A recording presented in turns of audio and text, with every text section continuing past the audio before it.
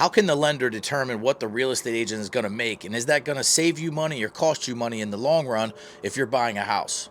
Well, I'm here to tell you, I am a lender and I work with this real estate agent very closely and have for many, many years. So I respect this comment and I want to make sure I break this down. So as a lender, I cannot determine what a realtor charges or what they're willing to work for. But as a lender, what I can do is I can make sure that you work with an agent who's not going to overcharge you. So on a daily basis, as a lender, we're seeing hundreds and thousands of settlements every single year that we have to review.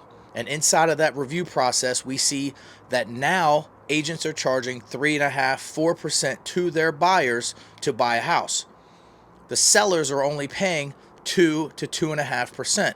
So where does that difference come from? That difference comes from you, the buyer. So if you talk to me and I pre-qualify you and I say, okay, you're going to buy a $200,000 house. It's an investment property. You need 25% down. That's $50,000 plus closing costs. Let's say it's going to cost you $50,000 to bring to the settlement table to buy that $200,000 condo at the beach, which is about the example that this comment is referring to, where I gave a deal to a real estate, I gave a pre-qualification, that person called an agent, that agent referred them to a local lender and said that they would only work with them if they used a local lender, which is how all this came about. So when you're working with me, I'm going to make sure that the agent you work with is not going to charge you in excess of the money that you have. So if you have $50,000 to buy this condo and the listing agent is only paying 2% to the buyer's agent, then that difference would have to come from you. So if you agree to pay a buyer's agent 4%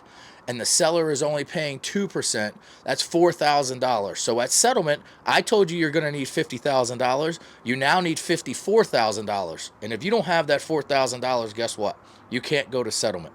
So I am a lender. I cannot determine what a real estate agent is willing to work for, but I can tell you if you have a few different options and you have a house picked out, you could save yourself some money. If you are a first-time buyer and you don't know whether you want to live in 15 different counties, single-family condo, you don't know what's going on, and the real estate agent has to work with you for months, it's going to cost you a lot of money to buy a house. But let's say you already have a house picked out and you already are pre-qualified and you have 20% down and you have 800 credit scores. You should be able to contact an agent and pay what it's worth for that one transaction. If you don't buy that house and they end up having to work with you for months and months, that changes the whole situation. But my point I'm making is in the situation from the above comments is that my client already had a house picked out. They had a condo